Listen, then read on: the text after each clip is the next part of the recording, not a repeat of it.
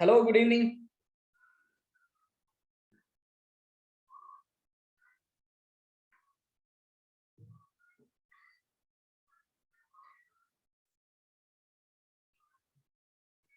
क्या हाल है भाई सबके?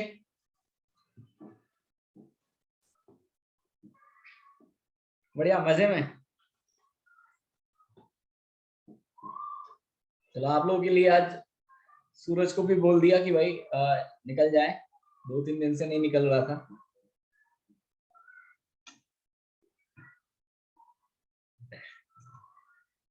चलो,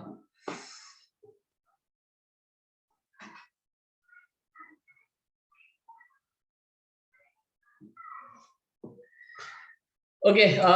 तो कौन सी क्लास है आपकी? पहली, दूसरी, तीसरी? मोटा लग रहा है यार, मोटा तो हो गया हूं यार खा खा के। तीसरी क्लास है, ठीक है।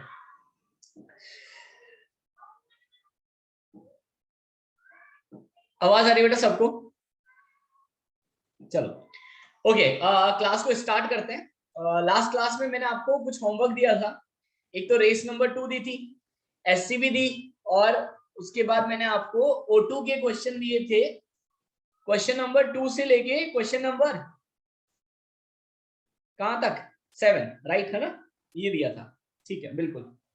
तो वही डिस्कशन लास्ट में रखेंगे। लास्ट के हाफ एन आवर में डिस्कशन को कंप्लीट करने की कोशिश करेंगे। अटेम्प्ट किए थे क्वेश्चंस? किए थे क्या? हुए कि नहीं हुए? कुछ हुए, कुछ नहीं हुए, कोई दिक्कत नहीं है। हो गए, काफी बच्चों से हो गए, बहुत बढ़िया, शानदार। कोई बात नहीं, है ना? तो बिल्कुल, तो डिस्कशन लास्ट में रखेंगे। अभी अपन बात करते हैं अपने थ्योरेटिकल पॉइंट की। और मैं स्क्रीन शेयरिंग पे डाल देता हूँ और क्लास को स्टार्ट किया जाए।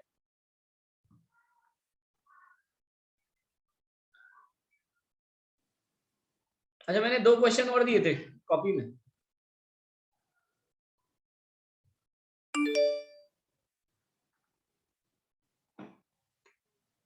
तीन थे?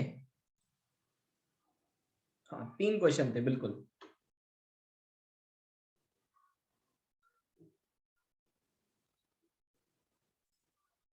ये हुए क्या?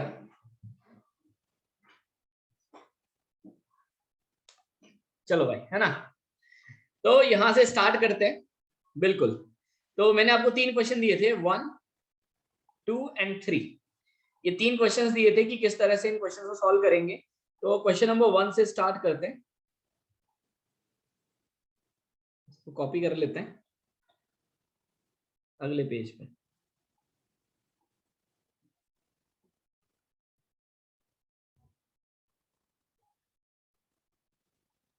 ठीक है ना? पहला क्वेश्चन ये था हमारा कि हमें कैलकुलेट करना है, फाइंड आउट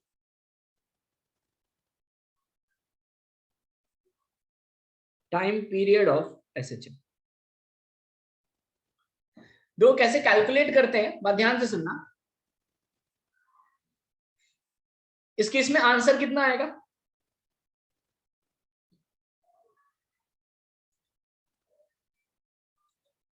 चलो, तैयार है ना भाई? सबकी तोपे बंदूकें सब तैयार है? चलो, दो कैसे कैलकुलेट कर सकते हैं, तो बात ध्यान से सुनना। बिल्कुल हाई एनर्जी के साथ हमें पढ़ना है, ऐसा नहीं तीसरी क्लास है तो बिल्कुल एकदम जुंझुबंदी बैठे रहो। जो पूछता जा रहा हूँ फटाफट फटाफट आंसर देते चलना, ठीक है? आपकी तीसरी क्लास है, मेरी तो 5वीं क्लास है।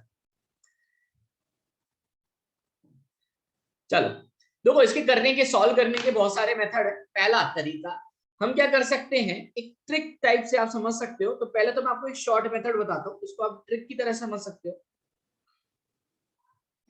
जैसे यहाँ पर कितने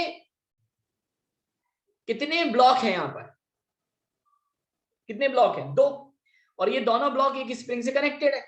तो हम क्या करेंगे, यहां पर इन दोनों ब्लॉक को हटा के एक सिंगल ब्लॉक से रिप्लेस कर देंगे और स्प्रिंग के एक एंड को दीवार से कनेक्ट कर देंगे।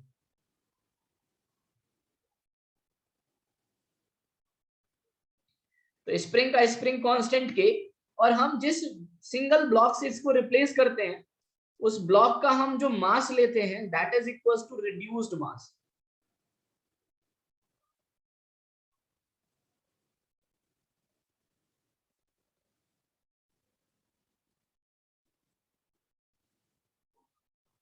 ट्रिक है बस, है ना, एक ट्रिक की तरह से अपन समझ सकते हैं, फिर हम इसका कंसेप्ट समझेंगे ऐसा क्यों कर रहे हैं, राइट। तो पहले तो अगर हम बात करें तो सिंपल सी ट्रिक है, हम दोनों ब्लॉक को हटा के एक सिंगल ब्लॉक से रिप्लेस कर सकते हैं, और जो सिंगल ब्लॉक होगा उस सिंगल ब्लॉक का जो मास होगा that will be equal to the reduce mass, और रिड्यूस मास कितना होता है, this is m1 m2 upon m1 plus m।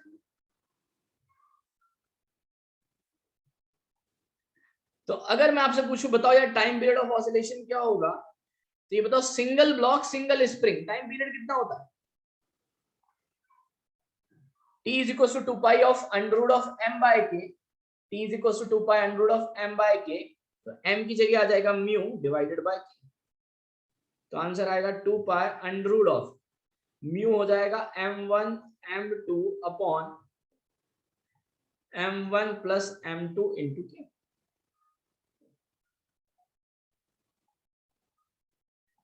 ये आंसर आ जाएगा।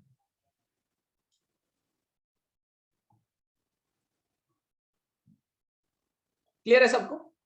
तो यार ये तो हुआ ट्रिक से, लेकिन अब दिमाग में आता है कि सर ये कैसे हुआ, आपको कैसे पता चला कि इसको रिड्यूस मास में कन्वर्ट कर देंगे। तो अब इसकी बेसिक मेथड पर आते हैं, सेकंड मेथड।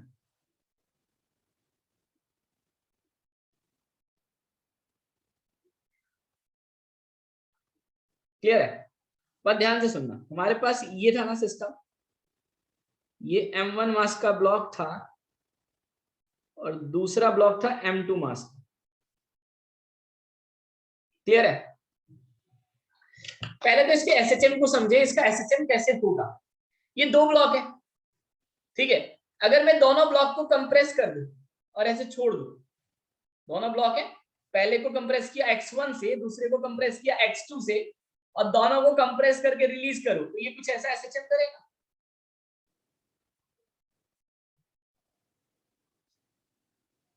दिख रहा है सबको, क्लियर है। तो अगर मैं कंप्रेस करके छोड़ दूंगा तो ये कुछ इस तरह का एसएचएम करेगा, बिल्कुल मीन के अबाउट।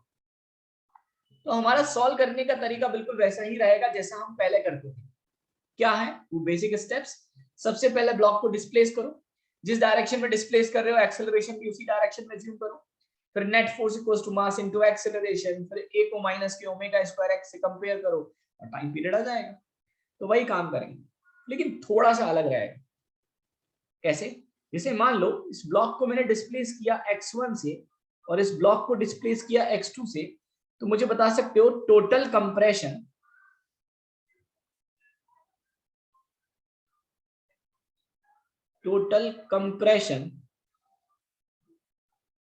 इन स्प्रिंग कितना हुआ।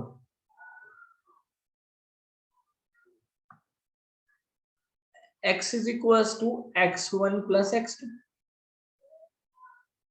टोटल कंप्रेशन इन स्प्रिंग कितना हुआ, x equals to x1 plus x2। Clear है, तो सबसे पहले हमने डिस्प्लेस किया, फिर हम एक्सेलरेशन एज्यूम कर लेंगे, मान लो भैया इसका ब्लॉक का एक्सेलरेशन a1 और इस ब्लॉक का एक्सेलरेशन a2। क्लियर है, ये दूसरी इक्वेशन हो गई, दूसरा पॉइंट हो गया। तीसरा, अब क्या करेंगे, net force equals to mass into acceleration. तो मैं किसके लिए लिखूं, कौन से ब्लॉक के लिए लिखूं, m1 के लिए, m2 के लिए, किसी के लिए भी लिख दो, कोई फर्क नहीं पड़ता, किसी के लिए भी लिख दो, वो आपकी चॉइस है। लाइक सपोज मैं m2 के लिए लिख देता हूं, आप m1 के लिए भी लिखोगे तो सेम आंसर आएगा। मैं m2 के लिए लिख देता हूं, तो m2 का एक्सेलरेशन था a2, m2 का डिस्प्लेसमेंट था x2। ये बताओ m2 पे फोर्स कितना लगेगा, स्प्रिंग फोर्स लगेगा, कितना लगेगा, बोलो यार कितना लगेगा, k into x1 plus x2 लगेगा क्या, क्योंकि स्प्रिंग को अपने कंप्रेशन से मतलब होता है, उसको इससे मतलब नहीं हुआ ब्लॉक कितने से डिस्प्लेस हुआ। स्प्रिंग तो हमारी x से कंप्रेस हो गई, और स्प्रिंग अगर x से कंप्रेस हो गई तो स्प्रिंग फोर्स जो लगेगा वो लगेगा k into x1 plus x2। बोला हाँ कि ना, सही बात है ना। क्लियर है, जोश में रहा करो, है ना, हाउ द जोश।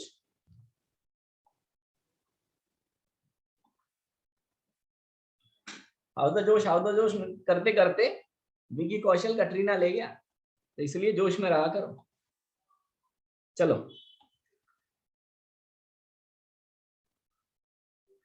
जोश में रहने के फायदे हैं अपने अपने, ठीक है। हाँ, हम आईआईटी ले जाएंगे, ठीक है, हम आईआईटी को लेके जाएंगे ना यार। चलो अब यहां पर आते हैं, मुझे बताओ, अगर इस ब्लॉक का एफईडी बनाएंगे, अब एकदम सीरियस, इस ब्लॉक का एफईडी बनाएं तो ब्लॉक पे कितना फोर्स लगेगा, K × x1 + x2 लगेगा। अब क्या करें, अब इक्वेशन लिखेंगे, net force equals to mass into acceleration. मुझे बताओ नेट फोर्स कितना लिखूं मैं, ब्लॉक पे एक ही फोर्स लग रहा है, spring force, this is minus का K × x1 + x2 is equals to mass into acceleration.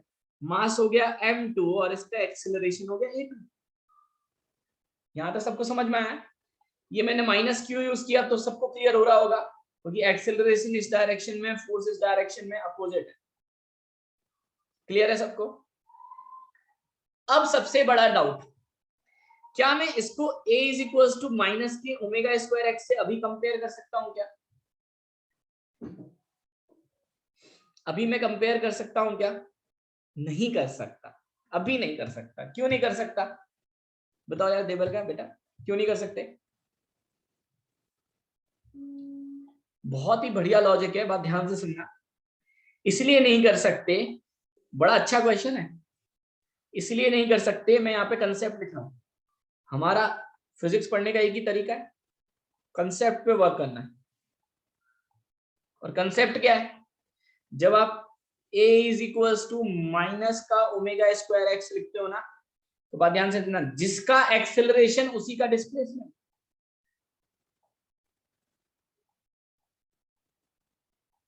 जिसका एक्सेलरेशन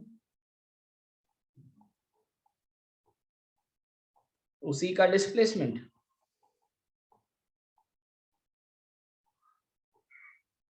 सही है?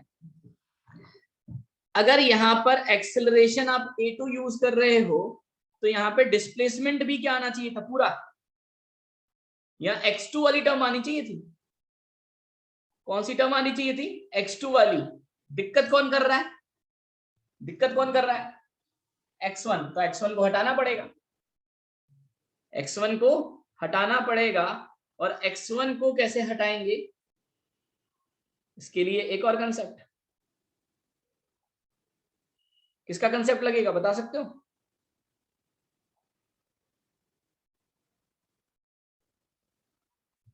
सेंटर ऑफ मास। किसका कंसेप्ट लगेगा? सेंटर ऑफ मास का। कैसे? बात ध्यान से सुनना, अगर मैं इन दोनों को सिस्टम ले लेता हूं तो स्प्रिंग फोर्स कैसा हो गया बोलो? अगर मैं m1 एंड m2 दोनों को सिस्टम ले लेता हूं तो स्प्रिंग फोर्स कैसा हो गया? इंटरनल। बहुत बढ़िया, क्लियर है? पुराने कंसेप्ट भी साथ में रिवाइज होते चलेंगे। अगर स्प्रिंग फोर्स इंटरनल हो गया तो मैं बोल सकता हूं नेट एक्सटर्नल फोर्स 0 है, अगर दोनों को सिस्टम लिया। और अगर एक्सटर्नल फोर्स 0 है तो acceleration of centre of mass भी कितना होगा? 0 होगा ना। Net external force equals to mass into acceleration of centre of mass. तो अगर एक्सटर्नल फोर्स 0 है तो acceleration of centre of mass भी 0 होगा। बोलो हाँ कि ना? इनिशियली मैंने दोनों को ऐसे कंप्रेस करके छोड़ा, रिलीज किया। जब रिलीज किया तो वेलोसिटी कितनी? जब रिलीज किया तो velocity 0। Initial velocity of centre of mass भी 0। तो अगर मैं बोलता xcm is equals to ucm into T plus half acm into T square, तो acceleration of centre of mass 0, velocity of centre of mass 0, तो displacement of centre of mass भी क्या होगा? 0 होगा। इसका मतलब ये दोनों पार्टिकल इस तरह से ऑसिलेट करेंगे, इस तरह से एसएचएम करेंगे कि इनका सेंटर ऑफ मास कभी भी डिस्प्लेस नहीं होगा। सबने कैच किया कंसेप्ट? ये दोनों इस तरह से ऑसिलेट या एसएचएम करेंगे कि इनका सेंटर ऑफ मास कभी भी डिस्प्लेस नहीं होगा। और अगर सेंटर ऑफ मास डिस्प्लेस नहीं हो रहा है तो मैं बोल सकता हूँ ये जो सेंटर ऑफ मास है ये एक फिक्स पॉइंट की तरह से काम करेगा। और अगर ये एक फिक्स पॉइंट की तरह से काम कर रहा है तो मैं क्या बोल सकता हूं कि अगर displacement of centre of mass 0 है तो सेंटर ऑफ मास के डिस्प्लेस को मैं ऐसे बोल सकता हूं m1 पहला पार्टिकल इनटू उसका डिस्प्लेसमेंट प्लस दूसरा पार्टिकल इनटू उसका डिस्प्लेसमेंट, क्योंकि अपोजिट डायरेक्शन में इसलिए minus upon m1 plus m2 और ये 0 हो गया। तो यहां से इक्वेशन क्या आई,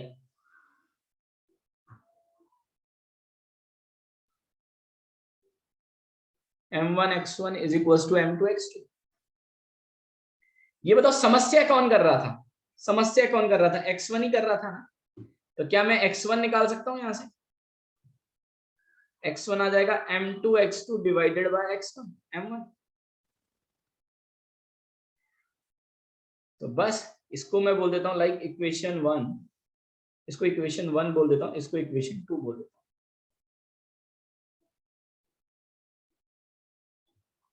तो बस पुट दिस वैल्यू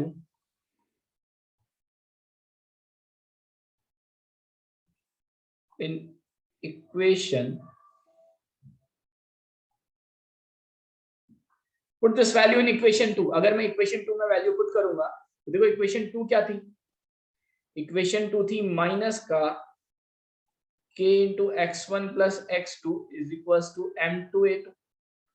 अब हो गया सॉल्व। x1 को क्या लिख सकता हूं, m2 x2 upon m1 plus x2 is equal to m2a2 लिख सकते हैं। यहां से देखो कितना कॉमन आ जाएगा, माइनस k x2 ये कॉमन आ गया, अंदर बचेगा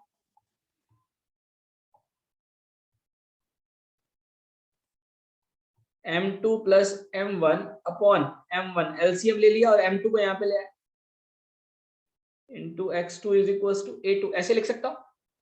बस अब कंपेयर कर लो किससे, अब कर सकते हैं a is equal to minus K omega square X. और अगर आप कंपेयर करोगे तो ये वाली टर्म क्या देगी, ओमेगा स्क्वायर। बिल्कुल रिड्यूस मास आ गया, वही तो मुझे सिखाना है, मुझे ट्रिक थोड़ी सिखानी है बेटा, ट्रिक तो सिखा दी सबसे पहले कि अगर टाइम पीरियड आएगा तो इतनी मेहनत नहीं करेंगे, टाइम पीरियड आएगा तो हम डायरेक्टली कैलकुलेट कर लेंगे। और यहां से आपके पास ओमेगा आ गया, this omega is under root of a m1 plus m2 upon m1 m2 और टाइम पीरियड आ जाएगा t is equal to 2 pi by omega, this is 2 pi. अगर मैं इसकी बात करूं तो इसको लिख सकते हो reduce mass 2 pi under root of mu by K, ये आंसर आता है। क्लियर है यहां तक, तो ये हमारा आंसर हुआ। सबको अच्छे से बात समझ में आ रही है, बढ़िया से एक एक पॉइंट। चलो अब इसी में कुछ एडिशनल पॉइंट और मैं पूछता हूं इसी क्वेश्चन में, इन द सेम क्वेश्चन। पहला, अगर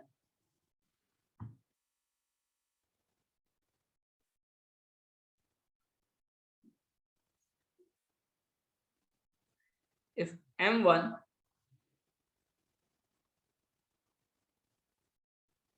displaced by x1 and m2 displaced by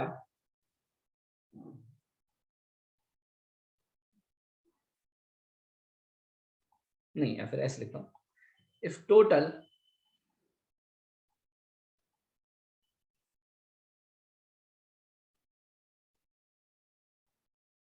compression in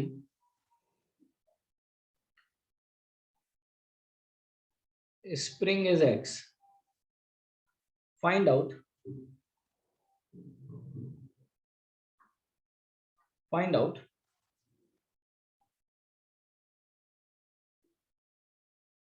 displacement of m1 and m2। बता सकते हो क्या कितना होगा, अगर स्प्रिंग में टोटल कंप्रेशन x है तो m1 m2 का डिस्प्लेसमेंट क्या होगा। तो हमारे पास एक फॉर्मूला आया था, देखो दो फॉर्मूले आए थे। पहला x is equal to x1 plus x2 आया था, और एक फॉर्मूला आया था m1 x1 is equal to m2 x2।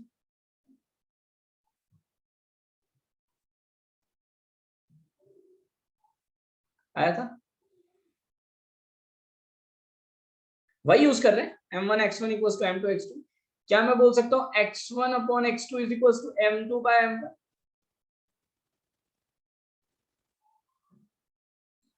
बोल सकता हूं। तो यहां से देखो कंसेप्ट क्या है, दोनों का जो डिस्प्लेसमेंट होगा वो मास के इनवर्स रेशियो में होगा, राइट। दोनों का जो डिस्प्लेसमेंट होगा वो मास के इनवर्स रेशियो में होगा। तो मैं अगर x1 लिखना चाहता हूं तो टोटल डिस्प्लेसमेंट को मास के इनवर्स रेशियो में बांटना है। तो अगर x1 लिखना है तो x1 आएगा m2 upon m1 plus m2 into x, and x2 आएगा m1 upon m1 plus m2 into x।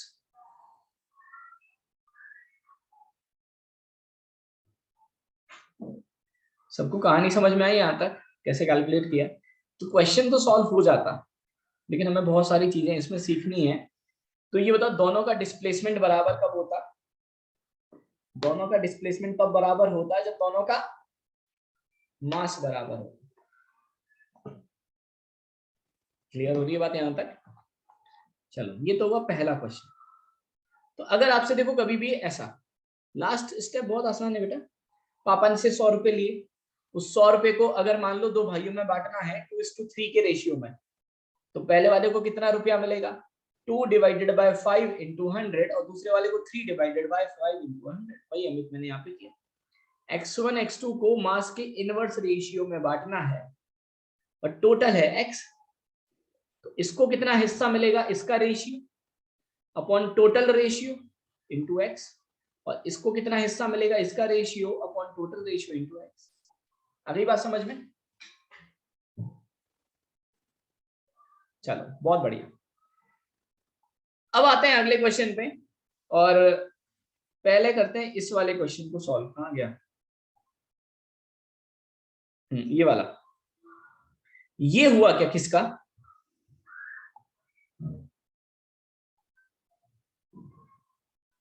आया? कितना आया बोलो, आंसर बताओ कितना आया?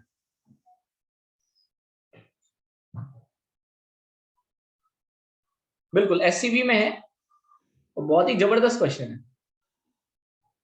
हिमेशा बिल्कुल सही है बेटा, 2kx। चलो अब इसको समझने की कोशिश करते हैं।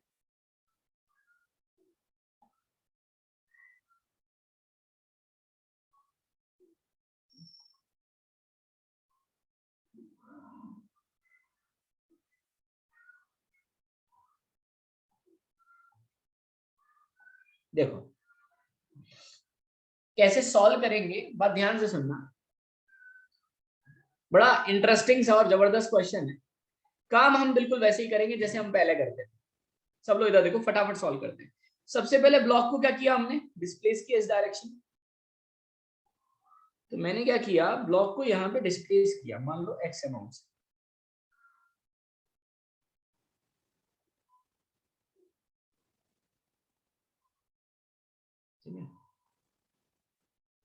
मैंने ब्लॉक को x अमाउंट से डिस्प्लेस किया, ठीक है। अब मुझे बताना, अगर ब्लॉक यहां से यहां पर आ गया, ब्लॉक अगर यहां से यहां पर आ गया है ना, ये हटा दो, ऊपर लिखा हुआ ये, जितना साफ सुथरा होगा तो अच्छा समझ में आएगा। ब्लॉक यहां से यहां पर आ गया, तो मुझे बता सकते हो क्या ये वाली स्प्रिंग कैसी हो जाएगी? अब तो स्प्रिंग ये ऐसे हो जाएगी, ये वाली जो स्प्रिंग है वो अब यहां पर आ जाएगी, ऐसे हो जाएगी ना।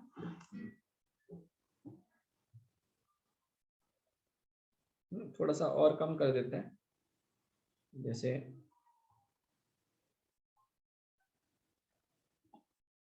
ठीक है, जैसे मान लो ब्लॉक को मैं यहां से यहां खींच के लाया, तो ये डिस्टेंस हो गई x। तो ये जो स्प्रिंग है अब ये यहां पर आ जाएगी, और ये जो स्प्रिंग है अब वो यहां पर आ जाएगी।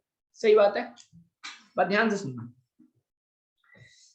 मुझे बताओ अगर ब्लॉक यहां पर आ गया तो सबसे पहले हम ब्लॉक को डिस्प्लेस करते हैं, जिस डायरेक्शन में डिस्प्लेस करते हैं एक्सेलरेशन भी उसी डायरेक्शन में लेते हैं, मान लेते हैं एक्सेलरेशन है। अब क्या करते हैं, तीसरी स्टेप क्या हो, net force equals to mass into acceleration, यही लिखते हो। कौन सी डायरेक्शन में लिखते हो, net force equals to mass into acceleration in a direction of displacement. बिल्कुल, ये सबसे इसका इंपॉर्टेंट पॉइंट है कि हम क्या लिखेंगे, हम लिखेंगे net force is equals to mass into acceleration in direction of displacement.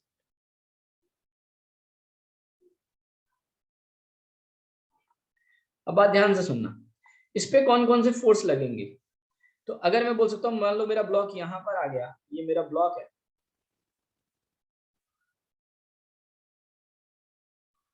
तो एक तो ये वाली जो स्प्रिंग है, ये वाली स्प्रिंग, ये स्प्रिंग पे, इस पे स्प्रिंग फोर्स इस डायरेक्शन में लगा रही होगी ना, क्योंकि ये जो स्प्रिंग है वो एक्स से एलोंगेट हो गई, तो ये स्प्रिंग फोर्स कितना लगाएगी, के एक्स। एक तो ये वाली स्प्रिंग फोर्स लगा रही होगी, स्प्रिंग फोर्स के एक्स,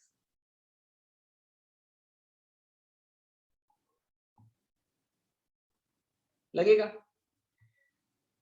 ये दोनों स्प्रिंग क्या हो गई, ये तो एलोंगेट हो गई, ये दोनों स्प्रिंग क्या हो गई, ये वाली स्प्रिंग और ये वाली स्प्रिंग क्या हो गई, एलोंगेट की कंप्रेस, कंप्रेस हो गई। तो बात ध्यान से सुनना, कभी भी स्प्रिंग कंप्रेस हो तो स्प्रिंग फोर्स हमेशा टुवर्ड्स द ब्लॉक लगता है, और कभी भी स्प्रिंग एलोंगेट हो तो स्प्रिंग फोर्स हमेशा अवे फ्रॉम द ब्लॉक लगता है। क्योंकि ये कंप्रेस हुई है तो ये टुवर्ड्स द ब्लॉक फोर्स लगाएंगे, लेकिन कितना कंप्रेस हुई है वो नहीं पता। मान लेते हैं x1 से कंप्रेस हुई, तो ये भी x1 से ही कंप्रेस होगी, तो ये जो स्प्रिंग फोर्स लगाएगी वो इस डायरेक्शन में लगाएगी, के x1, और ये जो स्प्रिंग फोर्स लगाएगी ये इस डायरेक्शन में लगाएगी, दिस इज के x1, लगेगा। बहुत बढ़िया। मुझे बता सकते हो कि ये वाला एंगल कितना होगा, ये वाला एंगल कितना होगा, ये 45 ही होगा। क्यों होगा इसको समझने की कोशिश करते हैं। ये बताओ ये एंगल कितना था, 90, तो ये एंगल कितना था 45, ये एंगल कितना था 45, और आपने इसको स्लाइटली डिस्प्लेस किया है, बहुत थोड़ा सा डिस्प्लेस। अगर मैं स्लाइटली डिस्प्लेस करूंगा तो ये एंगल बहुत ज्यादा चेंज नहीं होगा, बहुत थोड़ा सा डिस्प्लेस किया है, तो ये 45 है, तो ये एंगल भी 45 ही होगा, ये हो गया 45। तो अगर मैं आपसे बोलता कि यार बताओ इस डायरेक्शन में नेट फोर्स कितना है, net force in this direction, तो मैं अप्लाई कर रहा हूं F net equals to mass into acceleration.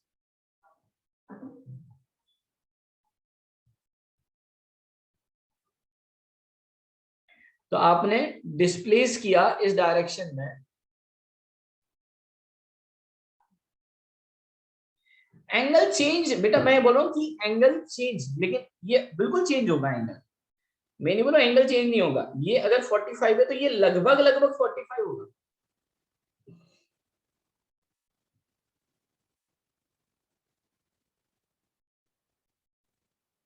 Clear है, लगभग लगभग ये 45 है, क्योंकि हम बहुत स्लाइटली डिस्प्लेस कर रहे हैं, इतना कम डिस्प्लेस कर रहे हैं जिससे एक्स की वैल्यू, क्योंकि एसएचएम कर रहा है ना, तो पार्टिकल को डिस्प्लेस बहुत कम कर रहे हैं, तो जो एंगल है वो चेंज नहीं होगा। तो अगर मैं यहाँ पर एक्स, मैंने देखो ब्लॉक को यहाँ पर डिस्प्लेस किया एक्स, जिस डायरेक्शन में डिस्प्लेस किया एक्सेलरेशन भी उस डायरेक्शन में निकाला, तो मुझे नेट फोर्स चाहिए इस डायरेक्शन में। क्या मैं नेट फोर्स को ऐसे लिख सकता हूँ क्या, माइनस का के एक्स और माइनस का 2k(x1 cos 45) is equal to mass into acceleration. ये सबको समझ में आया क्या, ये कैसे लिखा। दोनों कंपोनेंट इसलिए इक्वल है क्योंकि सिमेट्रिक डायग्राम है,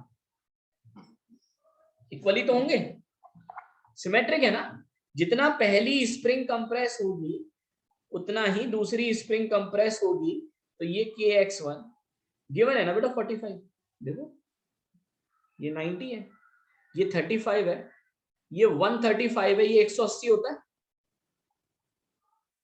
ये 135 है, तो ये एंगल कितना हुआ 45। अब इधर देखो, अब बस करना क्या है, मुझे ये x1 निकालना है। अगर मैं x1 को x की टर्म में ले आऊं तो आंसर आ जाएगा।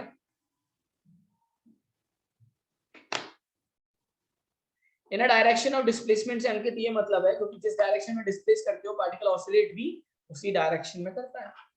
अब ये बताओ x1 को x से कैसे रिप्लेस करेंगे, बात ध्यान से सुनना। अगर मैं यहां से परपेंडिकुलर डालूंगी तो ये मेरे पास फाइनली ब्लॉक यहां पर आ गया, और यहां से अगर मैं परपेंडिकुलर ड्रॉ करूं इस स्प्रिंग, मैं ऐसे बोल सकता हूं क्या ये वाली लेंथ और ये वाली लेंथ लगभग बराबर होगी।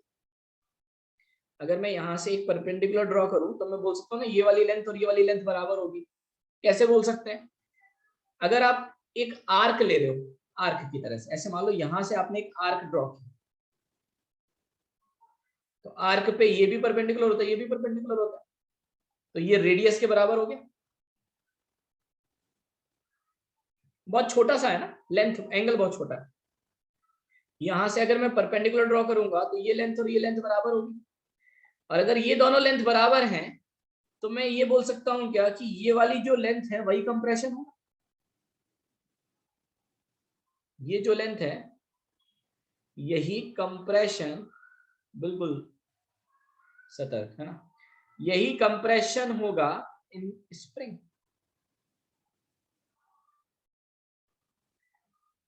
भाई पहले स्प्रिंग इधर थी, अब स्प्रिंग इधर आ गई, अब मैंने बोला ये वाली लेंथ और ये वाली लेंथ तो बराबर है, तो इतनी लेंथ जो गायब हो गई वही तो कंप्रेशन है।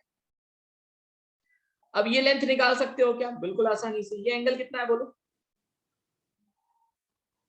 45, और ये अगर 45 है तो ये लेंथ कितनी हो जाएगी, ये अगर x है ये 45 है, तो क्या मैं x1 को x cos 45 बोल सकता हूँ।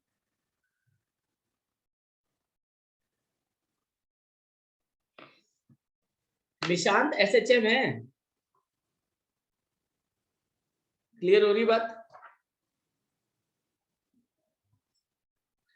तो यहां पर अगर ये x है ये 45 है तो ये लेंथ कितनी हो जाएगी x cos 45, तो यहां से x1 आ गया, ये हो गया माइनस का kx माइनस का 2 के x1 को मैं क्या लिख सकता हूं x cos 45, और ये cos 45 और है, is equals to mass into acceleration, तो ये बनेगा माइनस का kx माइनस का 2kx, cos स्क्वायर 45 इज 1/2, 1/√2 का whole square is equals to m into a, ये कैंसिल आउट हो जाएगा, तो बनेगा माइनस का kx और माइनस का kx is equals to mass into acceleration, तो यहां से a की वैल्यू आ जाएगी माइनस का 2k/m इनटू x, और a की वैल्यू आ जाएगी माइनस का ओमेगा स्क्वायर x। जबरदस्त क्वेश्चन है ना, सारे ज्ञान चक्षु खुल जाएंगे आपको।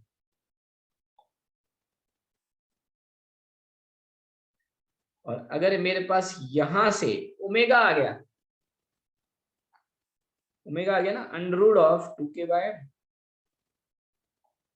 तो t इज इक्वल्स टू 2π/ओमेगा, this is 2π under root of m/2k।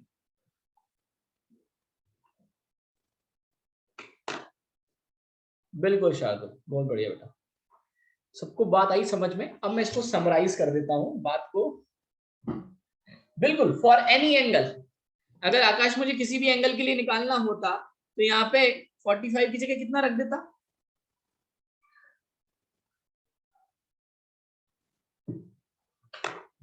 कितना रख देता थीटा, तो हम किसी भी एंगल के लिए निकाल सकते हैं।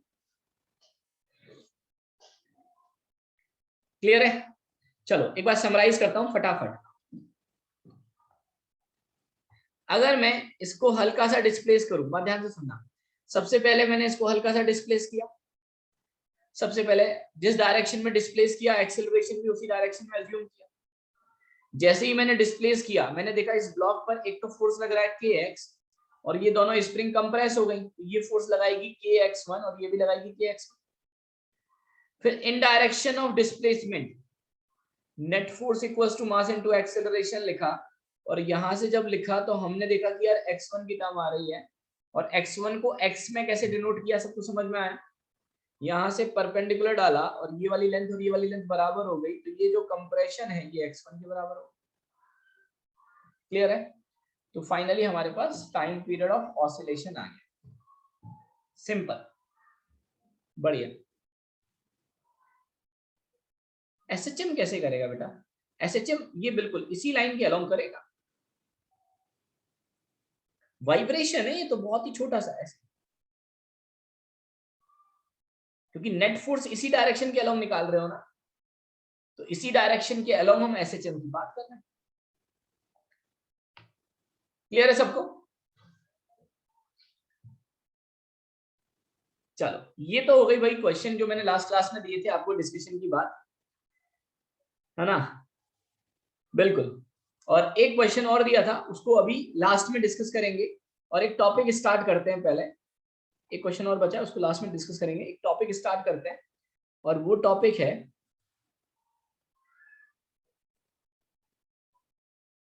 Constraint SHM.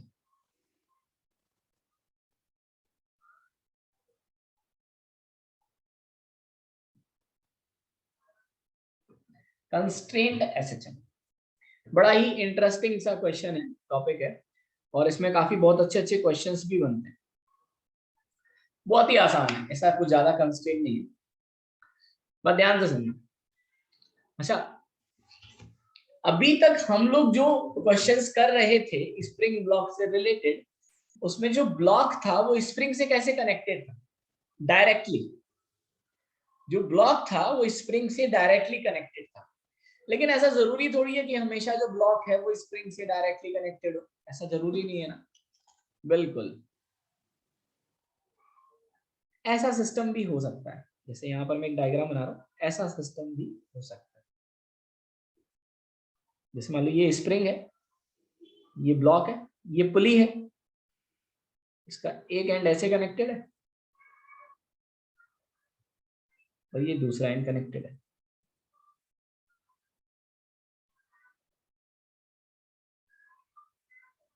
स्प्रिंग कांस्टेंट हो गया के।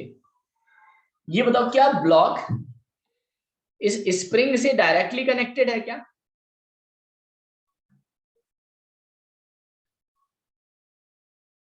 ब्लॉक इस स्प्रिंग से डायरेक्टली कनेक्टेड है क्या? नहीं। तो इस तरह के अगर मैं इस केस में पार्टिकल को, इस ब्लॉक को डिस्प्लेस करूंगा तो ये ब्लॉक भी एसएचएम परफॉर्म करता है इस स्प्रिंग की वजह से। लेकिन दिक्कत ये है कि ये जो ब्लॉक है वो स्प्रिंग से डायरेक्टली कनेक्टेड नहीं है।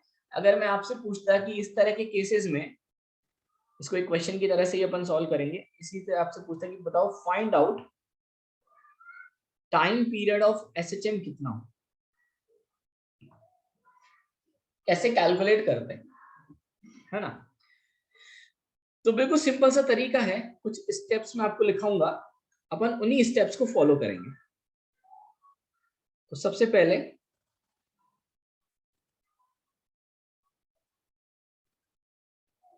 Step to solve.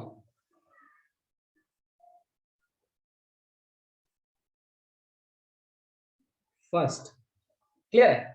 और जैसे जैसे हम लोग स्टेप लिखते जाएंगे वैसे वैसे हम साथ में इस क्वेश्चन को भी सॉल्व करते चलेंगे, जिससे हमें समझ में आ जाए कि कितना बेहतर तरीके से हम क्वेश्चन को कर सकते हैं। सबसे फर्स्ट स्टेप है assume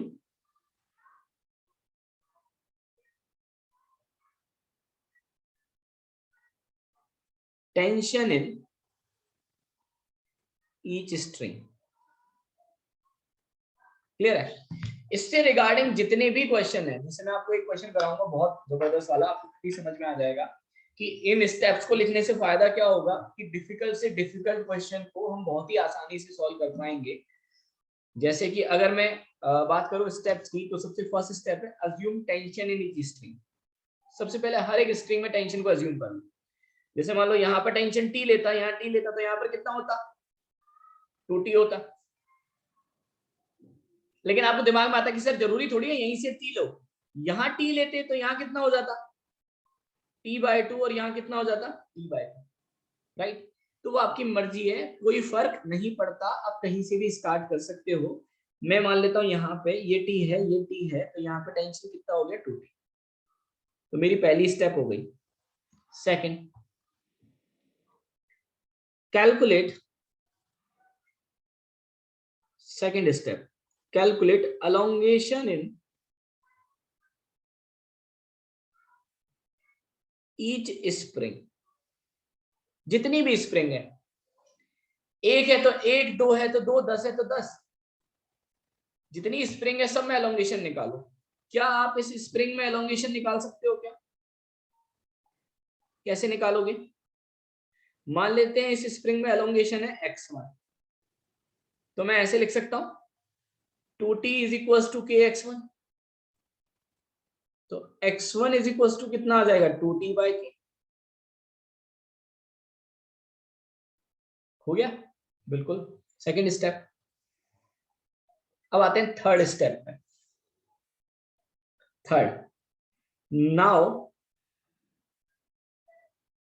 calculate displacement of block calculate displacement of block. मैं ब्लॉक का अगर डिस्प्लेसमेंट निकालना चाहता हूं, वो कैसे निकालूंगा? बात ध्यान से सुनना सब लोग, इधर देखो।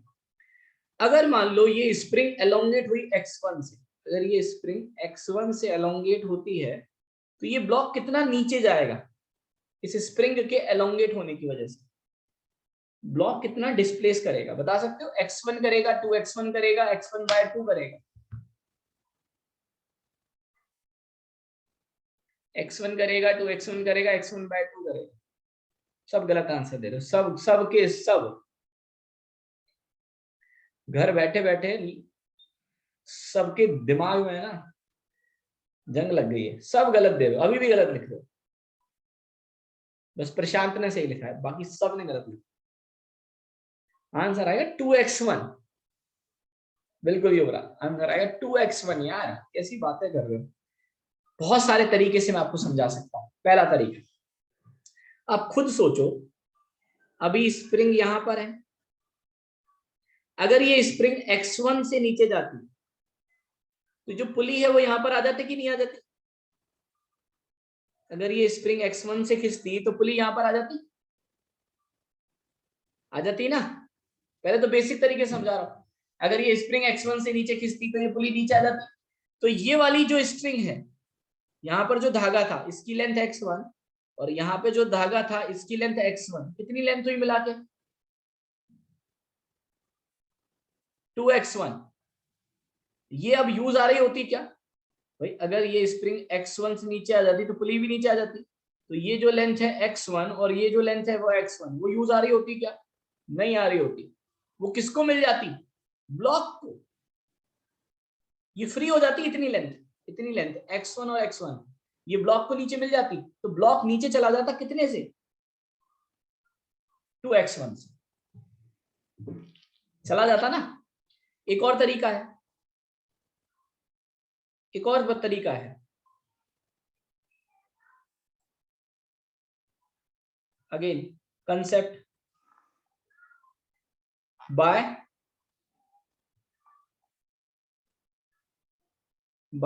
Virtual work method.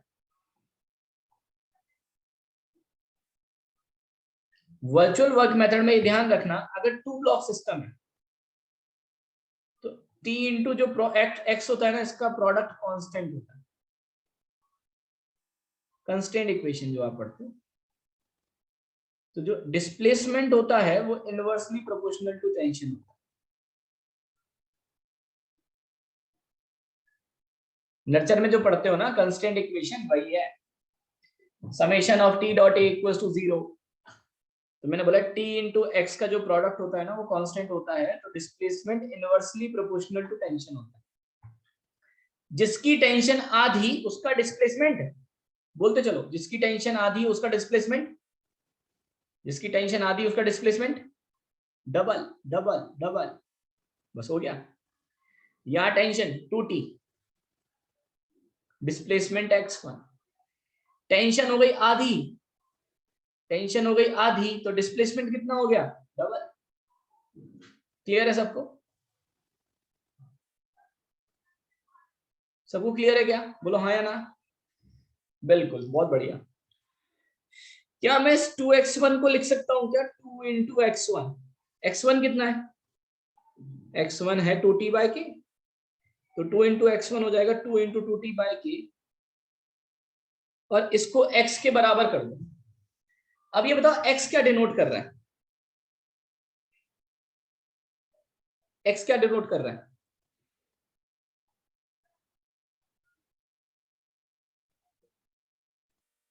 Displacement of block.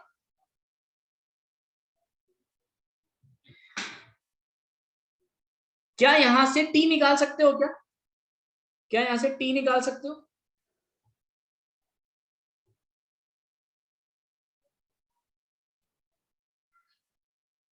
क्या यहां से t निकाल सकते हो क्या? t is equal to K x by 4 आ जाएगा।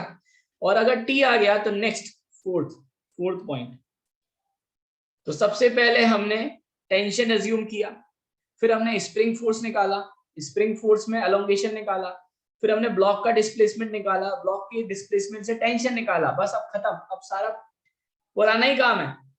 टेंशन अगर आ गया तो ब्लॉक का एफबीडी बना सकते हो, draw FBD of block and use F equals to ma।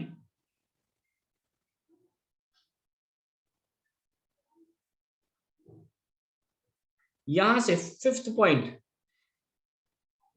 Now compare with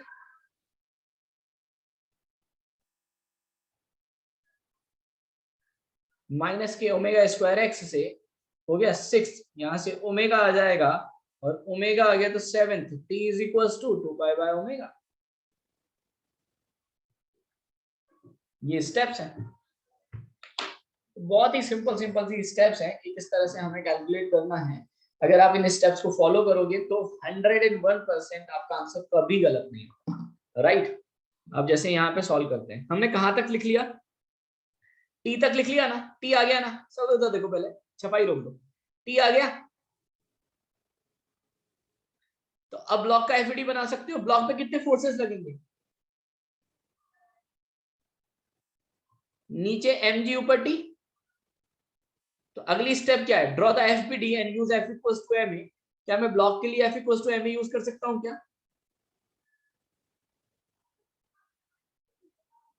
क्या लिखूंगा, mg माइनस टी या टी माइनस mg? बिल्कुल, डिस्प्लेसमेंट अगर नीचे है तो एक्सेलरेशन भी नीचे होगा, इक्वेशन आएगी mg minus T is equal to mass into acceleration,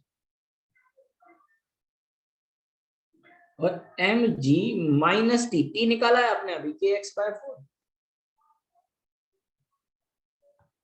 T निकाला है K x by 4 is equal to mass into acceleration. अब क्या करोगे, जितना भी माल मसाला है ना एक्स के साथ में, ये पूरा मसाला, इस पूरे मसाले को बाहर ले लो, कॉमन ले लो।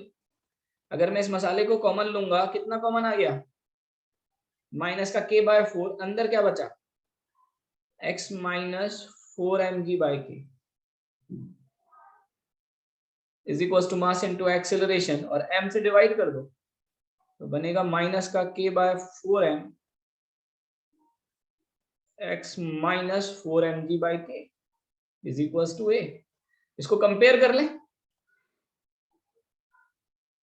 किससे, a is equal to minus K omega square x से, बहुत बढ़िया। तो ये वाली जो टर्म है ये वाली टर्म क्या देगी आपको? Omega square. क्या यहां से ओमेगा आ जाएगा?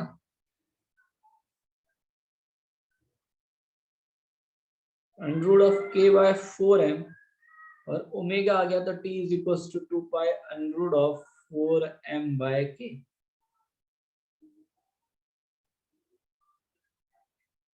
ये आंसर आ जाएगा।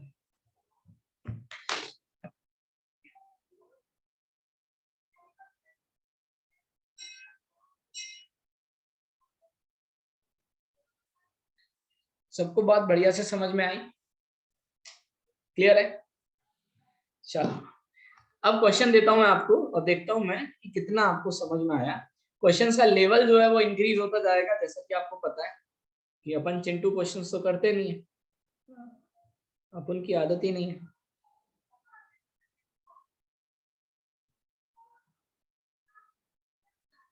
प्रॉब्लम्स हमेशा चैलेंजिंग होनी चाहिए और थ्योरी हमेशा प्रॉपरली एक्सप्लेन मिनिमम होनी चाहिए। मतलब मिनिमम मतलब थ्योरी में मिनिमम डिफिकल्टी आनी चाहिए और प्रॉब्लम में मैक्सिमम डिफिकल्टी आनी चाहिए, तभी पढ़ने का सबसे अच्छा मजा आता है।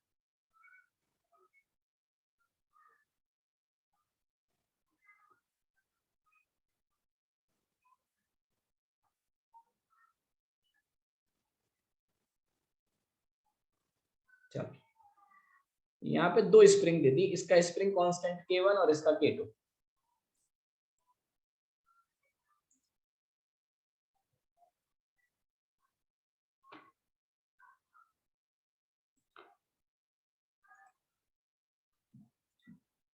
ठीक है, आपको निकालना है फाइंड आउट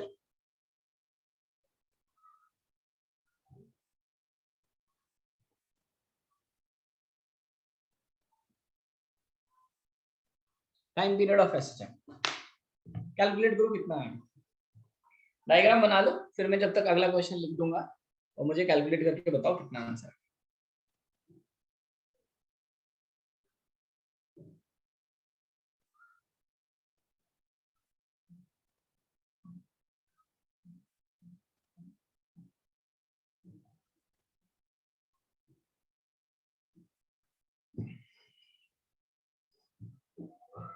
लिख लिया सबने डायग्राम क्वेश्चन? चलो भाई, तो मैं एक बहुत ही सिंपल सा क्वेश्चन आपके लिए लिख रहा हूँ नेक्स्ट, जब तक आप उस क्वेश्चन को अटेम्प्ट करो।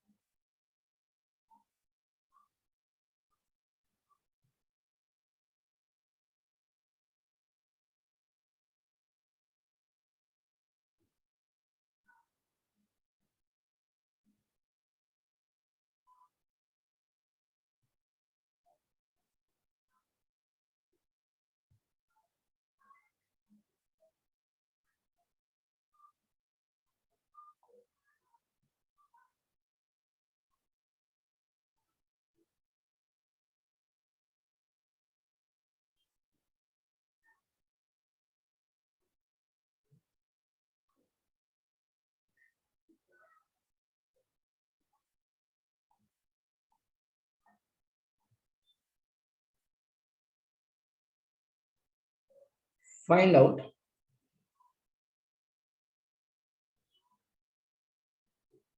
Time period of SHM. चलो भाई करें स्टार्ट। पहले तो आते हैं इस क्वेश्चन पे। अच्छा ये क्वेश्चन देख रहे हो, अभी इस क्वेश्चन को अपन ओरली सॉल्व करेंगे, ओरली बिना मिनिमम पेन चला के। क्लियर है? पर उसके लिए हमें पहले इस क्वेश्चन को अच्छे से समझना पड़ेगा।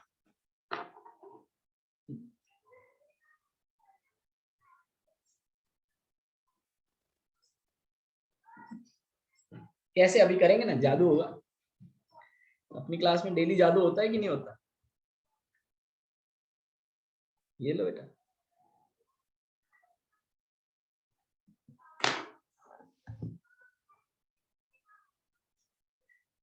चलो करें स्टार्ट। आंसर आएगा किसी का?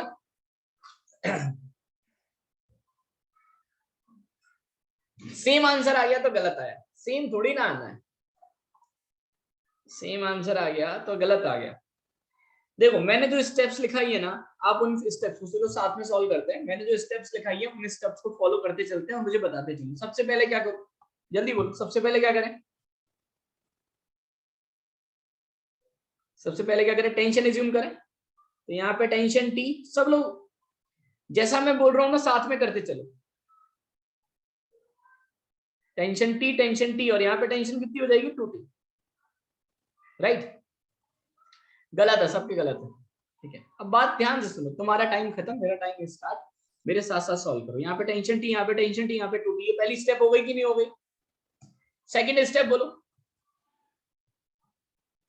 Calculate calculate elongation in each spring. कितनी स्प्रिंग है यहाँ पे? 2, दोनों में निकालनी पड़ेगी। तो मान लेते हैं इस स्प्रिंग में जो एलोंगेशन है वो x1 और इस स्प्रिंग में जो एलोंगेशन है x2। क्या मैं लिख सकता हूं क्या यहां से कि 2t is equal to k1 x1? तो x1 is equal to 2t bye k1। और अगर मैं यहां से लिखूंगा तो t is equal to k2 x2, x2 is equal to t by k2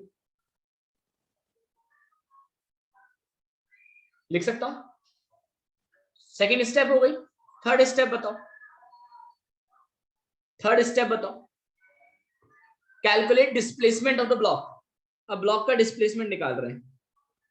बात ध्यान से सुनना, ये कैसे निकालो, ये सबसे मेन है। ये बताओ ये स्प्रिंग कितना खींची, ये स्प्रिंग, पहले इसको भूल जाओ, ये स्प्रिंग कितना खींची? x1।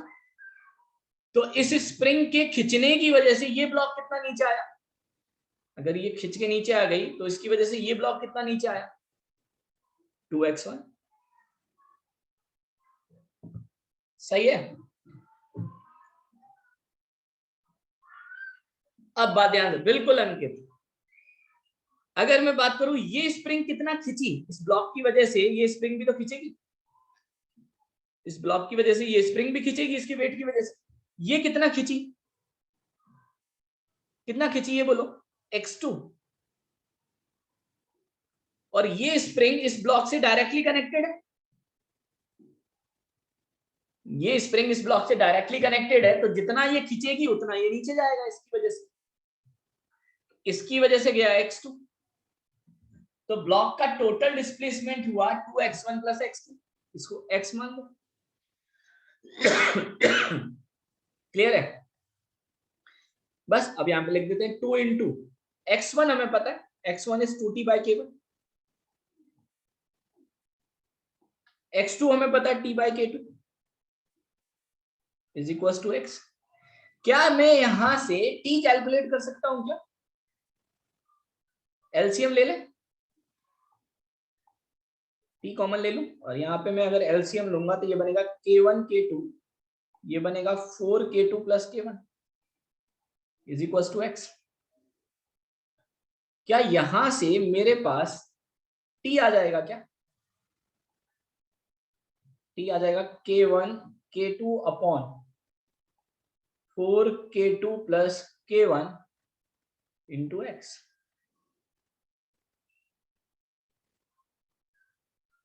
आ गया? अच्छा, मैं इस बार बार इतनी बड़ी टर्म लिखूंगा, इसीलिए मैं क्या कर रहा हूं, इस पूरी टर्म को के इक्विवेलेंट बोल रहा हूं ना।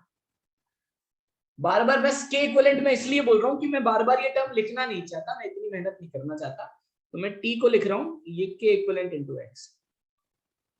टी आ गया?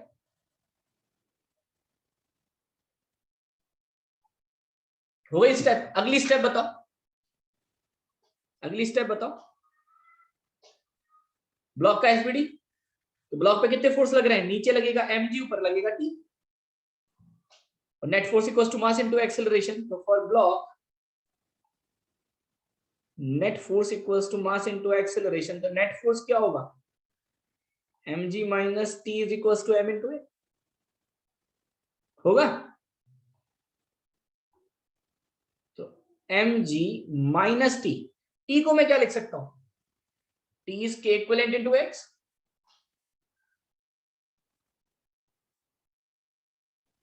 मास इनटू एक्सेलरेशन लिख सकते हैं। अब इसमें से कॉमन कितना आएगा, कॉमन इसमें से कॉमन कितना आएगा, के इक्विवेलेंट कॉमन ले लें। मैंने आपको हमेशा बताया है कि जितना भी एक्स के साथ कचरा होना सब बाहर ले।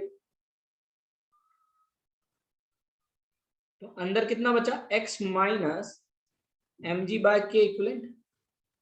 और अगर मैं इसको m से डिवाइड कर दूं तो this is equals to a।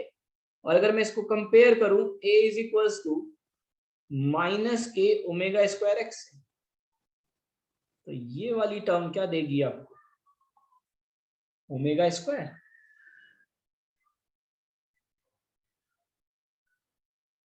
देगी ना, क्या यहां से ओमेगा आ जाएगा क्या,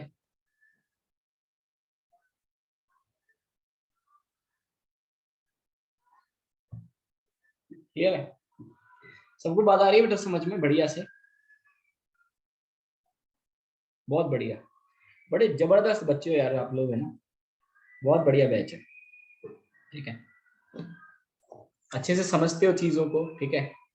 देखो अच्छा स्टूडेंट वो होता है ना जो जिसमें सीखने की, है ना, अच्छा टीचर देखो वो होता है जो चीजों को बहुत अच्छे से समझा सकता है। और अच्छा स्टूडेंट वो होता है जिसमें सीखने की टेंडेंसी सबसे अच्छी है, अपने सीखने की जो ललक है ना वो बहुत बढ़िया है।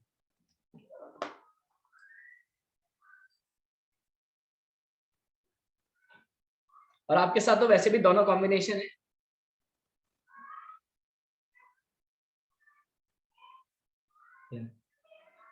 ना?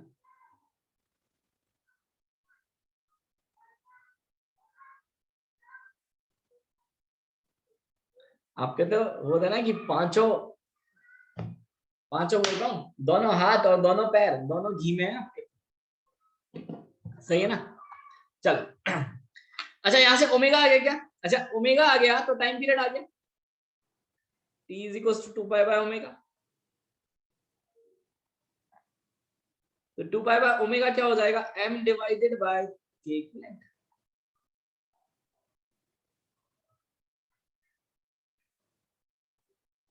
बिल्कुल हो रहा है, m divided by k equivalent. अच्छा k इक्विवेलेंट की बात करें तो k इक्विवेलेंट कितना है, k1 k2 upon 4 k2 plus k1। तो k1 k2 upon 4 k2 plus k1, ये इसका आंसर है।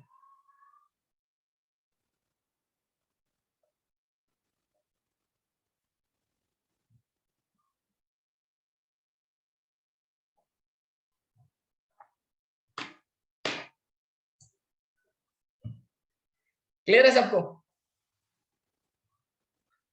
चलो अब मेरी बात ध्यान से सुनो, सब लोग कॉपी पेन छोड़ दो 2 मिनट के लिए, ठीक है। आज मैं आपको असली फिजिक्स सिखाता हूं। अब अगले 5 मिनट में हम लोग इस क्वेश्चन को मिनिमम से मिनिमम पेन उठा के सॉल्व करेंगे। अगर आप, मैं आपको गारंटी देता हूँ ये क्वेश्चन आप किसी भी बच्चे को दे दो, किसी भी, जो ऑब्वियसली बात है मुझसे नहीं पढ़ रहा हो, क्योंकि मैंने तो क्लास में कराया, अपने बैच के अलावा किसी दूसरे बच्चे को दे दो, 101% वो उसको सॉल्व नहीं कर पाए। ये मेरी पर्सनल गारंटी है, आप किसी को भी दे दो, ठीक है। और हम इसको मिनिमम से मिनिमम पेन उठा के सॉल्व करेंगे कैसे, ठीक है। आप लोग पेन मत चलाना, मैं चलाऊंगा, थोड़ा बहुत चलाऊंगा, मिनिमम चलाऊंगा, उससे कैलकुलेट करने की कोशिश करेंगे, मुझे बस आप स्टेप बताते चलना। स्टार्ट करें, चलो भाई। सबसे पहले हम क्या एज्यूम करेंगे, टेंशन। तो ये बताओ यहाँ पे टेंशन टी, यहां से चालू करो, यहाँ टी तो यहाँ पर भी कितनी होगी, बोलते चलो, टी होगी ना। एक ही स्ट्रिंग है, एक ही स्प्रिंग है, एक ही स्प्रिंग है, सब जगह टेंशन टी। यहाँ टी तो यहाँ पर भी टी, यहाँ पर भी टी, यहाँ पर भी टी, यहाँ पर भी टी, यहाँ कितनी 2t, और यहाँ पर कितनी 2t होगा। यहाँ टी, यहाँ टी, यहाँ टी, यहाँ टी, यहाँ टी, यहाँ पर 2t और यहाँ पर 2t। बस हो गया क्वेश्चन सॉल्व। मैं सीधे ब्लॉक के डिस्प्लेसमेंट पे आ रहा हूं। मान लो ब्लॉक का डिस्प्लेसमेंट है x। अब मुझे बताओ ये जो ब्लॉक का डिस्प्लेसमेंट है, कितनी स्प्रिंग है यहाँ पे, 1 2 3 4 5 6 7, सबकी वजह से हो रहा होगा। ब्लॉक का जो डिस्प्लेसमेंट है वो सबकी वजह से हो रहा होगा, बिल्कुल विषय बिल्कुल सही आंसर, सबकी वजह से हो रहा होगा। मुझे बताओ इसकी वजह से स्प्रिंग फोर्स बताओ, सेकंड स्टेप एलोंगेशन। इस स्प्रिंग में कितना एलोंगेशन होगा? टेंशन टी है तो T is equal to K x, x equal to T by K. इस स्प्रिंग में कितना एलोंगेशन हो रहा होगा? टी बाई के। इसमें कितना हो रहा होगा? T by K, T by के और टी बाई के। तो T by K, T by K, T by K, T by K, T by के, कितना हुआ? T by K, T by K, T by K, T by K, T by के, कितना हुआ? जल्दी बोलो। 5t by के। और क्या ये स्प्रिंग ब्लॉक से डायरेक्टली कनेक्टेड है? तो इन सब की वजह से जो ब्लॉक नीचे जाएगा वो जाएगा 5t बाई के प्लस, यहां पर आते हैं, अगर मैं इसमें एलोंगेशन की बात करूंगा तो 2t इज इक्वल टू के x1 मान लेते हैं, तो x1 is equal to 2t by के। अगर मैं इसकी बात करूं तो इसमें एलोंगेशन कितना? 2t by K. तो इसकी वजह से ये ब्लॉक कितना एलोंगेट होगा? अगर ये स्प्रिंग 2t बाई के से एलोंगेट होती है तो इसकी वजह से ब्लॉक कितना नीचे जाएगा? इसकी वजह से सर 4t बाई के जाएगा ना। टेंशन डबल, यहाँ पे हो गई टेंशन आधी तो डिस्प्लेसमेंट डबल, तो इसकी वजह से ब्लॉक जाएगा 4t बाई के नीचे। अगर मैं इसकी बात करता तो इसमें भी यही कहानी होती, 2t इज इक्वल टू के x1, x1 is equal to 2t by के। यहाँ पे टेंशन डबल, यहाँ टेंशन आधी, अगर टेंशन आधी तो डिस्प्लेसमेंट डबल। तो अगर ये स्प्रिंग 2t बाई के से एलोंगेट हुई तो इसकी वजह से ब्लॉक कितना नीचे जाएगा? 4t बाई के। हो गया? और यहां से बताओ x कितना आया? बोलो 13t बाई के। क्या t आ गया क्या? kx बाय 13, और t अगर kx बाय 13 आ गया तो अब मैं इसका एफडी बना सकता हूँ। क्या लिखोगे? mg minus T is equal to mass into acceleration. तो mg minus T, this is kx by 13 is equal to mass into acceleration. और यहां से आधो डायरेक्टली भी बोल सकते थे, और छोटा करता हूं और सिंपल, t को किसके बराबर पुट कर दो? ये वाली जो टर्म है वो हो जाएगी k इक्विवेलेंट इनटू x। तो टाइम पीरियड कितना आएगा बोलो?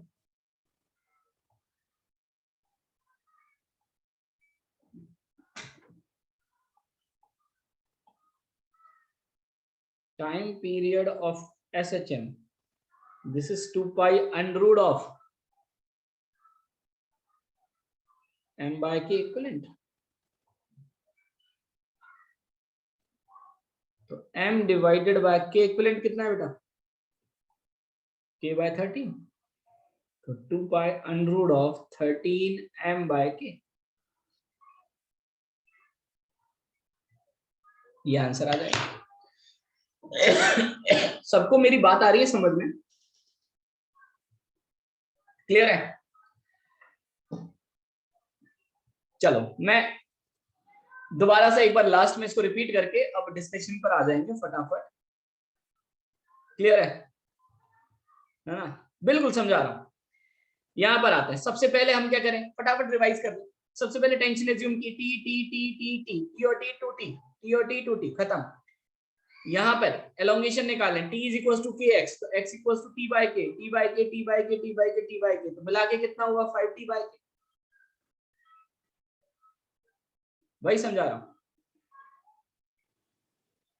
t और t कितना हुआ? 2t, 2t is equal to के x1, तो x1 is equal to 2t by K. तो ये स्प्रिंग अगर 2t बाई के से एलोंगेट हो रही है, इसकी वजह से ब्लॉक कितना नीचे जाएगा? टेंशन डबल है, यहाँ पर टेंशन आधी हो गई, टेंशन आधी हो गई तो डिस्प्लेसमेंट डबल हो गया। डिस्प्लेसमेंट डबल हो गया। अगर इसमें डिस्प्लेसमेंट 2t बाई के है तो इसका डिस्प्लेसमेंट 4t बाई के। Again tension 2t, tension t, tension आधी, डिस्प्लेसमेंट डबल, कितना? 4t बाई के। सबको बात आई समझ में? हो गया सबका सॉल्व? बिल्कुल। चलो भाई, तो ये तो कहानी हुई हमारे आज की, और अब आते हैं रेस पे, डिस्कशन पे, क्योंकि थोड़ा बहुत तो डिस्कशन करना जरूरी है, थोड़ा क्या कंप्लीट ही करना है। पहले आते हैं रेस नंबर 2 पे, ठीक है? रेस नंबर 2 बताते चलो भाई। Race number 2 question number 1, race number 2 question number 1।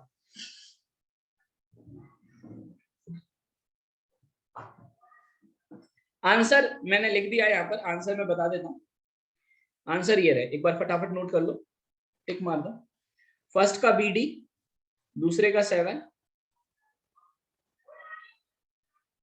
बिल्कुल, फर्स्ट का BD, दूसरे का 7, थर्ड का ABCD, फोर्थ का BCD, फिफ्थ का ABD, सिक्स का ABC, सेवेंथ में A का Q, B का P, C का S, D का R, एट्थ का C, नाइन्थ का ABC और 10th का D।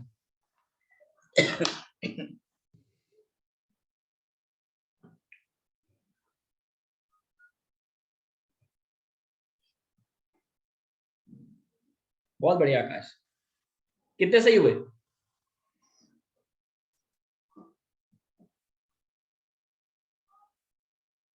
सारे?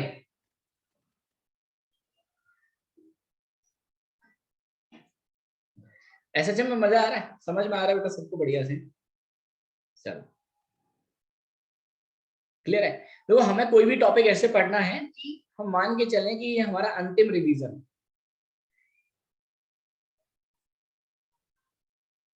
है ना, मतलब कोई भी चीज हमें बार बार रिवाइज करनी पड़ रही है इसका मतलब हमें आती ही नहीं, हमें उस चीज को मिनिमम रिवाइज करना पड़े, राइट, फुल एंड फाइनल, कि आप में इतना कॉन्फिडेंस आ जाए पढ़ने के बाद, आप बोलो यार कोई भी क्वेश्चन दे दो मैं फटाफट कर देता हूँ, एटलीस्ट मैं अटेम्प्ट कर सकता हूँ, right.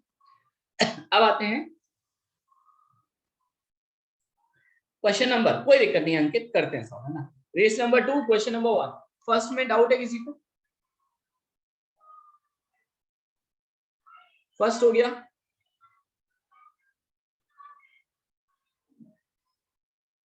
Done. Question number second, second कर सकते हो ना बहुत आसानी से। कैसे सॉल्व होगा? टाइम पीरियड की बात करोगे तो टाइम पीरियड आ जाएगा 2 पाई under root of m/k equivalent, और सीरीज पैरेलल लगा सकते हो by series and parallel.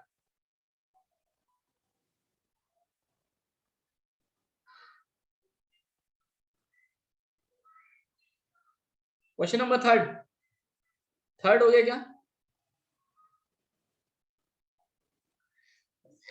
Third का बी, चलो मैं बताता हूँ।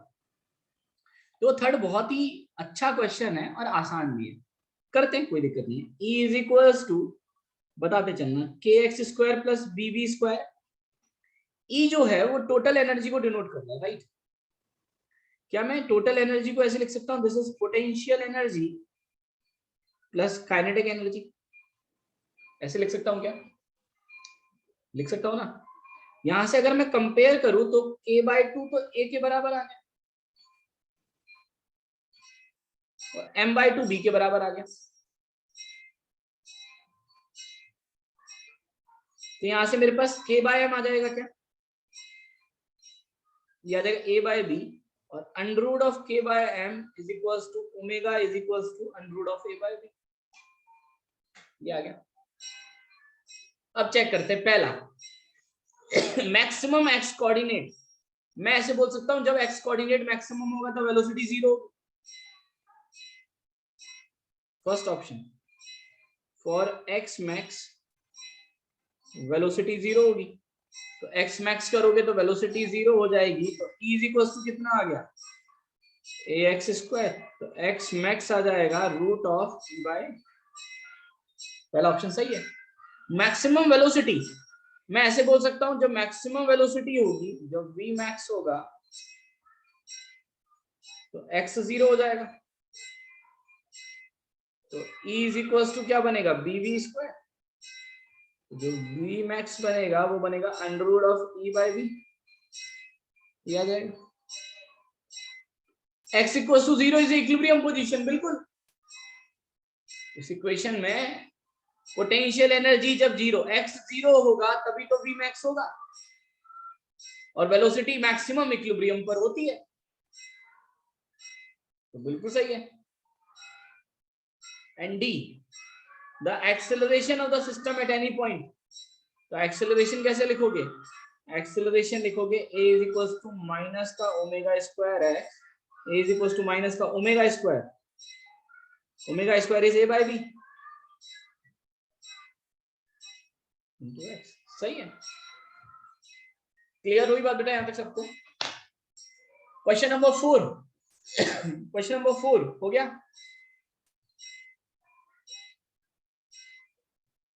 क्वेश्चन नंबर 5 फोर्थ का ए क्यों करेक्ट नहीं है? बेटा फोर्थ की जो इक्वेशन देखोगे ना,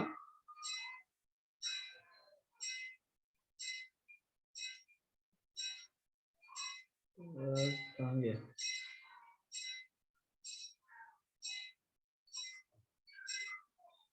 देखो फोर्थ को अगर आप लिखने की कोशिश करोगे तो आपके पास इक्वेशन है x is equal to A plus A cos omega T. क्या मैं इसको 2a माइनस ए कॉस ओमेगा टी लिख सकता हूँ? क्या मैं इसको ऐसे लिख सकता हूँ 2a plus A cos omega T को मैं लिख सकता हूँ साइन ऑफ माइनस के कॉस ओमेगा टी को sine of omega T plus 3π/2 लिख सकता हूँ। तो जो x कोऑर्डिनेट है वो कहां से कहां तक वेरी करेगा? 2a प्लस ए 3a, और x कोऑर्डिनेट कहां से कहां तक वेरी करेगा? 2a माइनस ए, इसकी मिनिमम वैल्यू माइनस है। तो जो x है वो वेरी करेगा a से लेके 3a तक।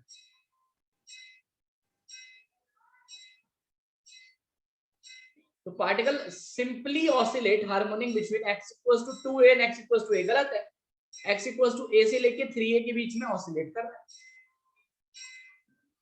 क्वेश्चन नंबर 5 हो गया। क्वेश्चन नंबर 6 5 का a, अरे क्लास में तो कराया बेटा भैया, सबसे पहले ही तो कराया था a versus x curve. a is equals to minus का ओमेगा स्क्वायर x। कैसा कर्व आएगा? Straight line with negative slope.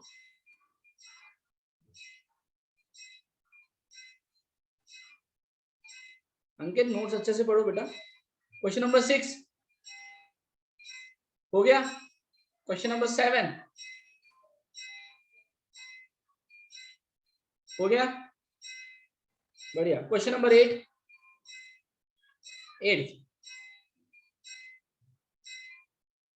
ठीक है शुरू।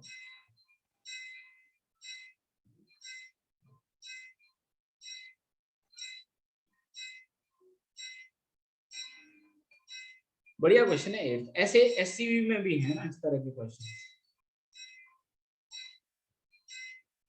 देखो क्वेश्चन नंबर 8 में क्या है, एक आदमी है जो एक प्लेटफॉर्म पर एसएचएम कर रहा है। जैसे मान लो ये एक प्लेटफॉर्म है, ये प्लेटफॉर्म है ना, और ये आदमी को मैं ब्लॉक की तरह से मान लूं, ये आदमी है।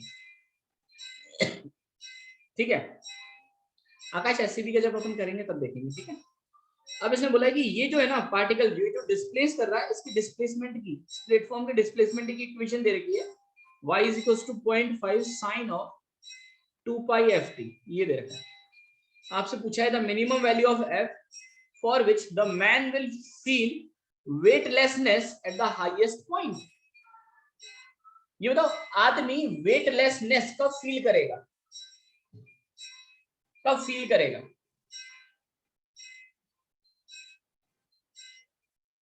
जब उस पर एक ही फोर्स लगे। कौन सा? mg 0 हो तब नहीं बेटा। वेटलेसनेस का मतलब mg 0 नहीं होता जब उस पर सिर्फ mg लगे। अभी इस ब्लॉक पे कितने फोर्स लग रहे हैं? इस आदमी पे 2 लग रहे हैं, एक नॉर्मल और एक mg। एक mg लग रहा है, एक नॉर्मल लग रहा है। सही है, तो वेटलेसनेस तब होगा जब नॉर्मल 0 हो जाए।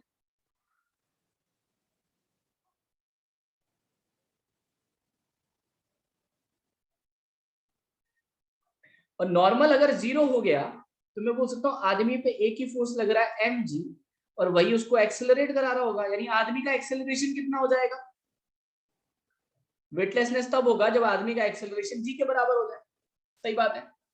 और आदमी प्लेटफॉर्म के साथ ही तो चल रहा है, और आदमी अगर प्लेटफॉर्म के साथ चल रहा है, क्योंकि प्लेटफॉर्म एसएचएम कर रहा है, तो आदमी भी क्या करेगा? एसएचएम करेगा। और आदमी अगर एसएचएम कर रहा है तो इस एक्सेलरेशन को मैं एसएचएम के एक्सेलरेशन की तरह भी लिख सकता हूं कि a is equals to z is equals to omega square x। Clear है? तो यहां से g is equal to omega square को मैं लिख सकता हूँ 2 पाई f का होल स्क्वायर इंटू एक्स। तो यहां से f की वैल्यू क्या आ जाएगी बेटा? f स्क्वायर आएगा g upon 4 pi square into X आ जाएगा। और अगर मुझे f को मिनिमम करना है तो मुझे इस टर्म को क्या करना पड़ेगा? मैक्सिमम। और ये मैक्सिमम कब होगा? जब a मैक्सिमम हो और x मैक्सिमम हो और x के मैक्सिमम की वैल्यू होती है a। तो ये आंसर आ गया। F square upon F square equals to 4 pi g upon 4 pi square into a। Amplitude आपको पता है, दिस इज 0.5, यहां पुट कर दो। तो g upon 4 pi square into 0.5, this is F square. तो f की वैल्यू आ जाएगी बेटा under root of g divided by 2 pi square.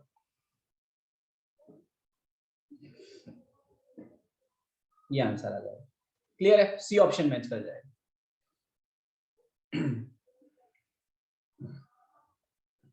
देखते हैं बेटा, है ना, एक बार इसको कंप्लीट करते हैं, आगे चलते हैं अगले क्वेश्चन की तरफ। क्वेश्चन नंबर 8 हो गया, 9th हो गया बेटा सबका। बहुत आसान सा क्वेश्चन है। Displacement versus time curve sinusoidal दे रखा है। तो x इज इक्वल टू दे रखा है a sin of omega t plus 5 pi 0। Differentiate कर दोगे वेलोसिटी आ जाएगा, हाफ के एक्स स्क्वायर लिखोगे पोटेंशियल एनर्जी का कर्व आ जाएगा। क्वेश्चन नंबर 10th हो गया, बढ़िया। क्वेश्चन नंबर 1 पूछा है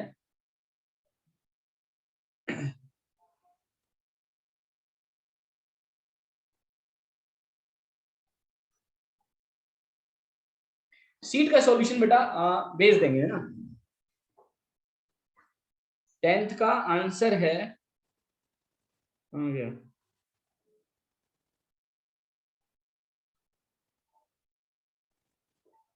10th का आंसर है बेटा डी।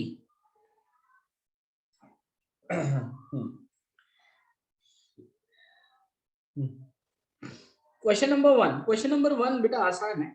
देखो मैं समझा देता हूँ। इसमें बोला दो पार्टिकल है, इसमें बोला दोनों एसएचएम कर रहे हैं, same angle of frequency same amplitude का, ये मेन पोजीशन। ए पार्टिकल कहां पर है? ए है लेफ्ट एक्सट्रीम में, ए यहां पर है भाई। और बी कहां पर है? यहां पर, a/2 पे, ये ए पे। तो इसने बोला है इनके बीच का फेज डिफरेंस, तो नहीं निकाल सकते क्या? एक्सट्रीम से मीन ये हो गया π/2 और a/2 का मतलब हो गया π/6। तो ए और बी के बीच का फेज डिफरेंस कितना हो गया? π/2 प्लस π/6। तो ये हो गया 3π/6 plus π/6 is 4π/6, this is equals to 2π/3। बाकी कब कोलाइड करेंगे ये क्वेश्चन हम लोगों ने क्लास में किया था। सबको बात अच्छे से समझ में आई? आता है ऐड क्यों किया बेटा? फेज डिफरेंस निकालना है ना, यहां से यहां तक का फेज डिफरेंस निकालना है। तो यहां से चल के यहाँ आऊंगा, कितना कवर करना पड़ेगा? π/2। फिर यहां से चल के यहाँ पर आऊंगा, कितना कवर करना पड़ेगा? π/6। तो टोटल फेज डिफरेंस कितना हो गया? 2π/3। क्लियर है? अब आते हैं, मैंने इसकी आपको O2 एक्सरसाइज दी थी, याद है?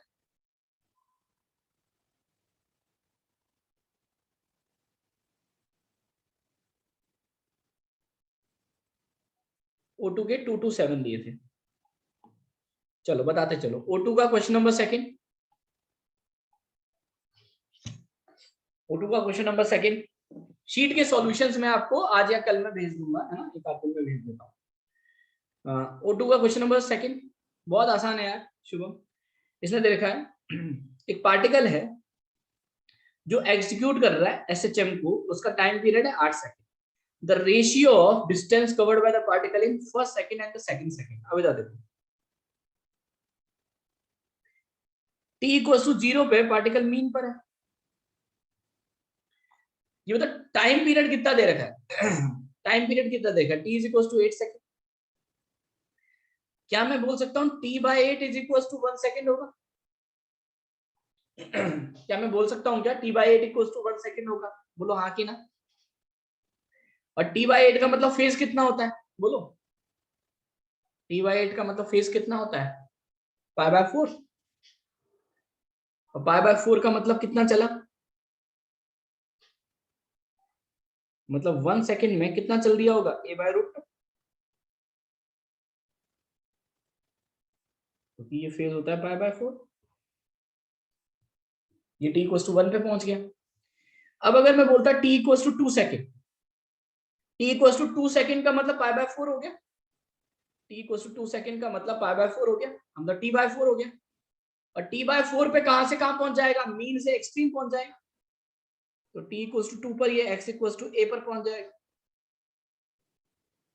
तो 1 सेकंड और 2 सेकंड के बीच में कितना कवर करेगा, a - a/√2। तो आपसे पूछा है the ratio of distance covered by the particle in the first second and the second second. तो फर्स्ट सेकंड में कवर कर रहा है a/√2, सेकंड सेकंड में कवर कर रहा है a - a/√2।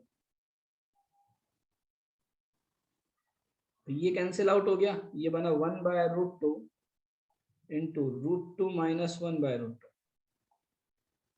तो आंसर आएगा 1/√2 - 1, और इसको मैं √2 + 1 भी लिख सकता हूँ, ये आंसर आ जाएगा। क्लियर है। Question number third, question number third हो गया। क्वेश्चन नंबर फोर्थ,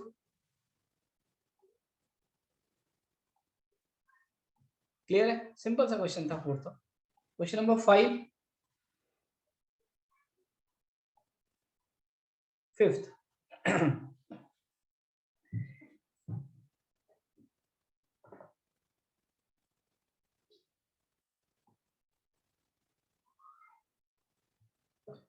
चलो क्वेश्चन नंबर फिफ्थ पर आते हैं।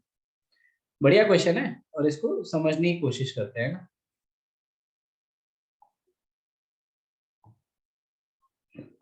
देखो क्वेश्चन नंबर 5 में क्या दे रखा है, बिल्कुल दो पार्टिकल है जो एसएचएम कर रहे हैं इक्वल एम्पलीट्यूड के, ये ऐसा है, ठीक है। इसने बोला one instant one particle is at its extreme. जैसे मान लो एक पार्टिकल यहां पर है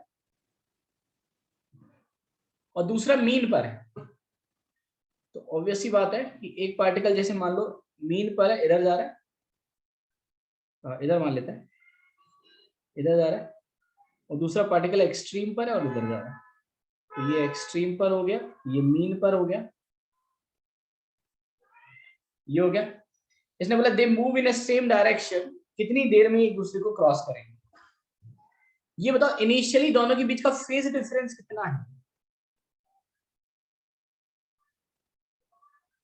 π/2, सही है। जितने समय में ये वाला पार्टिकल मीन से एक्सट्रीम आएगा, ये एक्सट्रीम से मीन आ जाएगा। कुछ देर के बाद क्या होगा, इसको मैं बोल देता हूं ए पार्टिकल और इसको बोल देता हूं बी। अब ए इधर आ गया, बी इधर आ गया, सही है ना, क्योंकि दोनों के बीच का फेज डिफरेंस π/2 है। तो ये यहाँ जब एक्सट्रीम पर पहुंचेगा π/2 फेज को कवर करके, ये π/2 फेज को कवर करके मीन पर आ जाएगा। अभी तक दोनों नहीं मिलेंगे लेकिन अब मिलेंगे। अब ये टर्न ले लेगा वापस, ये आगे आएगा। तो अब देखो हुआ क्या, अब ए आएगा इधर और बी आएगा इधर, दोनों के बीच का फेज डिफरेंस कितना है, π/2। मान लो अगर इसने x कवर किया तो इसको मिलने के लिए कितना फेज कवर करना पड़ेगा, π/2 - x। और दोनों का जितने समय में ये यहां से x चलेगा उतने समय में ये π/2 - x चलेगा। दोनों का कवर्ड फेज बराबर होगा, दोनों का कवर्ड टाइम बराबर होगा, इसलिए दोनों का कवर्ड फेज भी बराबर होगा।